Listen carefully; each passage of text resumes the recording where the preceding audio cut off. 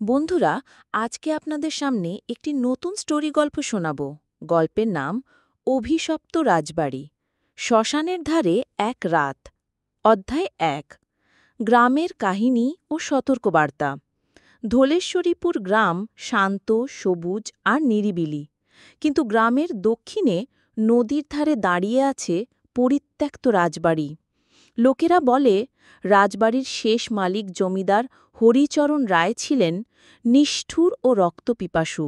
রাতে প্রজাদের ধরে এনে শাস্তি দিতেন, কেউ প্রতিবাদ করলে জীবন্ত শ্মশানে পুড়িয়ে ফেলতেন। তার মৃত্যুর পর সেই বাড়ি পরিত্যক্ত হলেও নাকি আত্মারা এখনও ঘুরে বেড়ায়। গ্রামের এক বৃদ্ধ কালীচরণ কাকা ৪ বন্ধুকে সাবধান করেছিল, ওই বাড়ির কাছে যেও না, রাত নামলে সেখানে কেবল ভূতেরাই হাঁটে। কিন্তু শহর থেকে আসা রাহুল, সৌহিক, প্রীতম আর অনিক হাসাহাসি করে উড়িয়ে দিল। অধ্যায় ২। সাহসী অভিযাত্রা। রাত ১২টার সময় হাতে টর্চ, মোবাইল আর ক্যামেরা নিয়ে ৪ বন্ধু ফটকের সামনে দাঁড়াল। ফটক ঠেলতেই মরিচা ধরা শব্দ বেরোল। ঠান্ডা বাতাস বইতে শুরু করল, যেন অদৃশ্য কারো নিঃশ্বাস।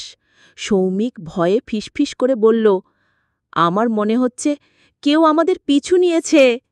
রাহুল গম্ভীর গলায় উত্তর দিল, এসব কুসংস্কার বাদ দে, আজই প্রমাণ হবে ভূত বলে কিছু নেই।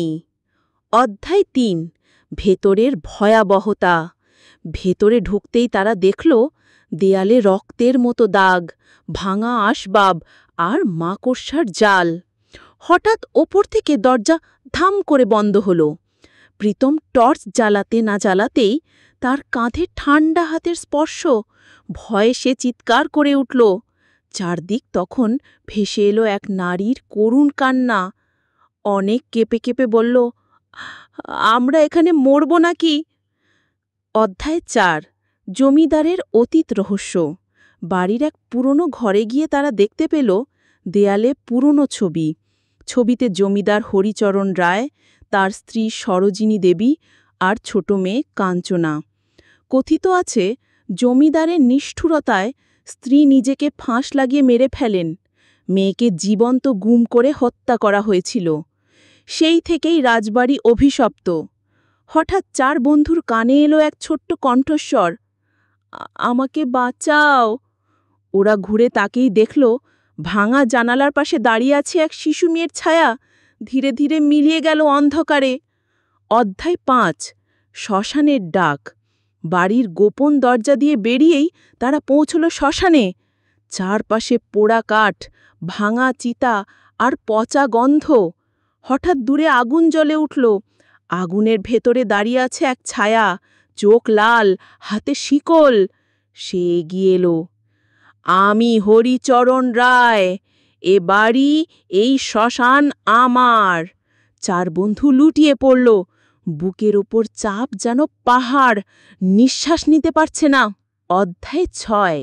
সাধুর আবির্ভাব। ঠিক তখনই এক বৃদ্ধ সাধু এসে ত্রিশূল তুললেন। মন্ত্র উচ্চারণে বাতাস কেঁপে উঠল। আগুন থেকে জমিদারের ছায়া বেরিয়ে এসে চিৎকার করে উঠল। তার শরীর ছিন্ন ভিন্ন হয়ে ধোঁয়ায় মিলিয়ে গেল। সাধু বললেন, তোমরা ভাগ্যবান, কিন্তু এই অভিশাপ এখনও পুরোপুরি শেষ হয়নি। প্রতি পূর্ণিমায় তার ছায়া ফিরে আসে। অধ্যায় ৭। ভয়ের উত্তরাধিকার। ৪ বন্ধু কোনো রকমে বেঁচে গেলেও সেদিনের পর থেকে তারা আর স্বাভাবিক জীবনে ফিরতে পারেনি। রাতে দুঃস্বপ্নে শুনতে পায় শিকল টানার আওয়াজ, নারীর কান্না, শিশুর কণ্ঠস্বর। গ্রামের মানুষ এখনও বলে, ধলেশ্বরীপুরের রাজবাড়ি আজও অন্ধকারের রাজত্ব।